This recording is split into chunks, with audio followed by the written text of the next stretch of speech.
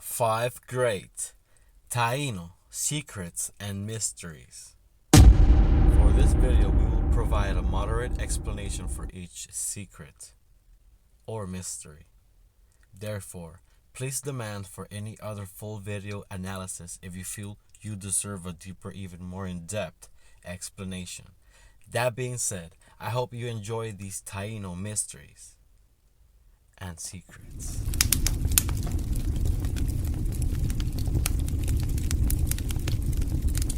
Number 5. The head flattening or artificial cranial deformation, in this case resulting in a cone-like shaped head. We presume this fact by oral history and official archaeological findings and accounts. I knew of this practice from a young age. However, the reasons did not really make sense to me. Some may add this custom suggests beauty and aesthetics. Or maybe some may even add this custom suggests an effort to assimilate royal social class or status. But why is that? As far as we know this historical fact, this would still leave us questioning the why, but I think I can help with some key genetic, phenotypical archaeological clues from my own heavy line of research that would help us connect dots even at this day and age. My answer. It is known from archaeological evidence Taino throughout the century prior to Spaniard conquest sustained wars and a series of raids. Among the clues, we have the Taino archaeological cave sites of Puerto Rican island of Vieques, where they found well-preserved ancient Taino bones. For this finding, I will 100% classify these peoples from these bones not as Taino, nor your typical Cariba e Yeri South American factions, and Boricua Arawak counterparts.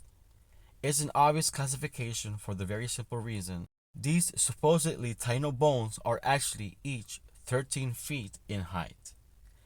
Canaanites are known in history to be seafaring peoples and seafaring raiders.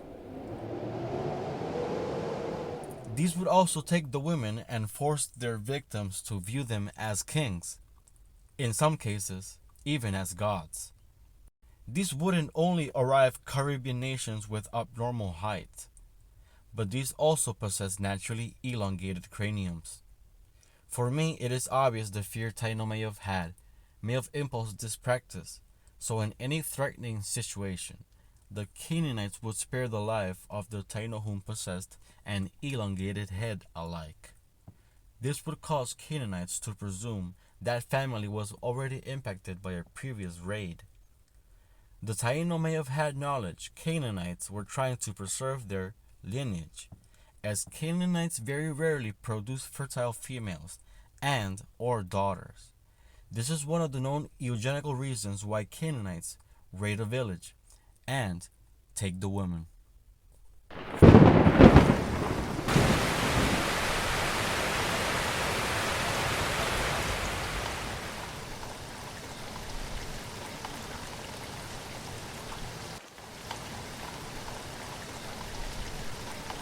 Number 4.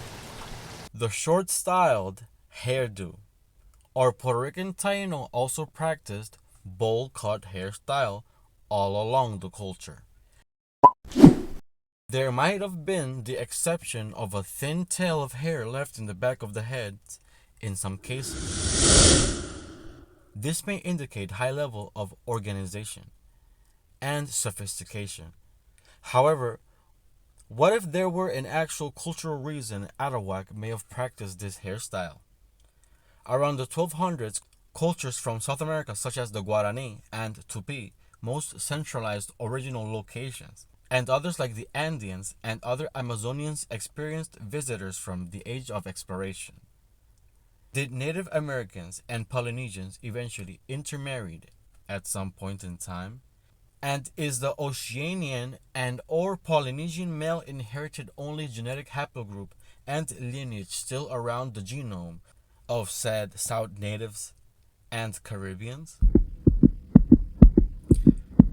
And if so, may the reason be this intermarriage resulted in Taino hair becoming wavy, therefore having some sort of level of necessity for our cleaner cut? This would not be the only possibility that may have resulted from the deeper understanding of the genetics. But also, if we base ourselves from the historical, it also bumps us back to number 5. With this hairstyle, it is easier to identify from the backside of the head if they are actually dealing with a Canaanite or one of their descendants. Number 3. The very well kept secret about language in Puerto Rico. Everybody should know Boricua speaks Spanish, which is totally Castilian, with the exception of our own native and national additions to the Castilian we speak. Puerto Rican words like huepa and boquete and much more. Our Boricua slang and vocabulary has very strong factors, such as our own influence, a legacy that we verbally and genetically keep and carry.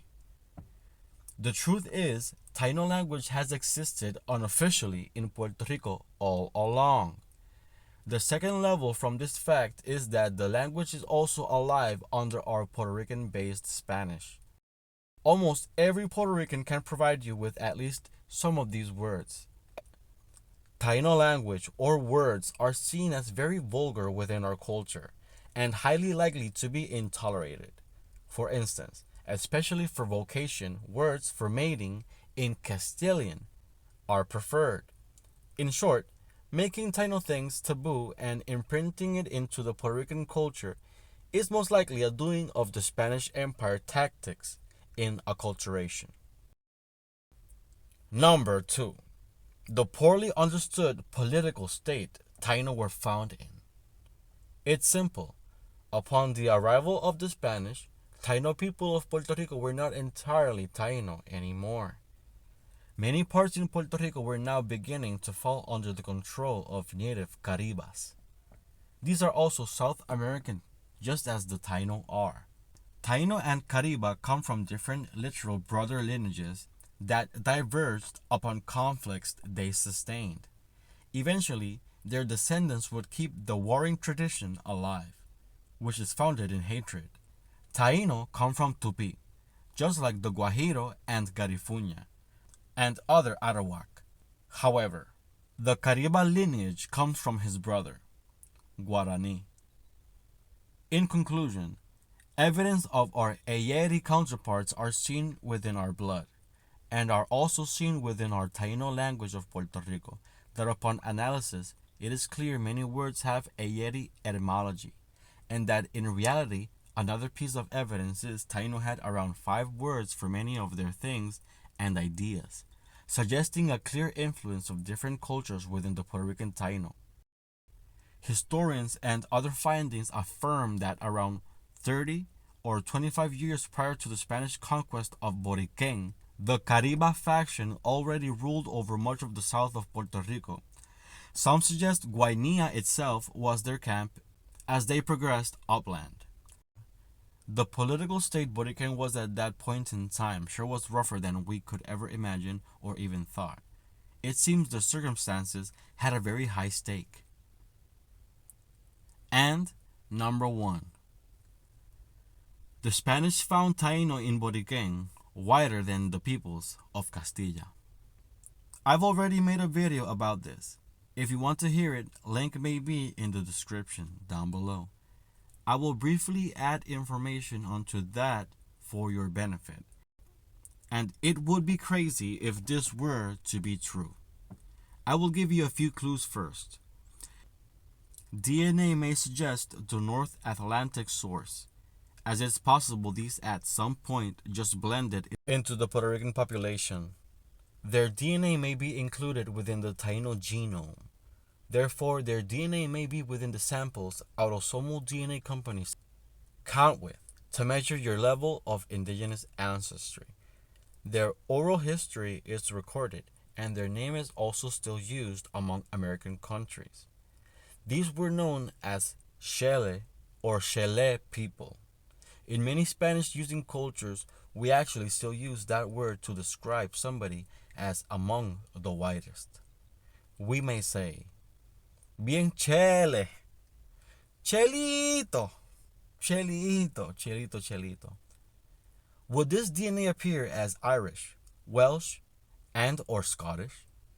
And how is people in Puerto Rico with over 60% of Taino DNA still so white looking? There are many Taino mysteries.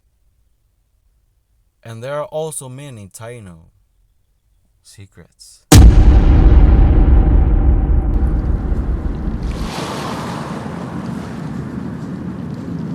In the actual Spanish chronicles, the men actually recorded they found Taino whiter than that of the peoples of Castilla of that time. But what would this mean? The moon-eyed people? The moon-eyed people with possibly hazel, blue, and green eyes, redheads, and even blondes, white men who are bearded, and families already living in the island, and Spanish found them? The information to add is a lot of people are actually saying these were really Welsh sailors lost at sea. The analysis includes indigenous words found to be actually Welsh language from these same peoples. Within their story, one Welsh sailor ship wrecked in the Americas. There he managed to survive. Then he became the chief of a tribe. However, apparently this was at the time the Welsh were in war. This man was in line for the throne along his brothers. So then he would also inherit the Welsh war or conflict at that medieval time. Shipwrecking into the Americas was apparently the result of a prince running from his royal duties and responsibilities.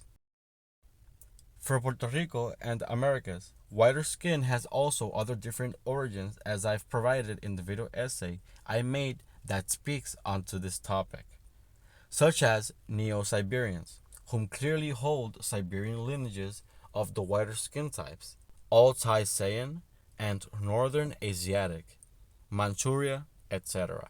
There are other seafaring peoples that are also known to be of lighter skin than Arawak. In Puerto Rico, ancient Canaanite-like writing was found. This makes it even louder how Canaanites were in Boriquen in the past, whom are pale. The other faction will be the Phoenicians, or Philistines, but these also would call themselves plainly just Canaanites. But all of that is up for debate. Leave your thoughts in the comment section down below. That's it for now. Don't forget to like, share, and subscribe. This is Abacaton Borique, and I'll see you on the next video.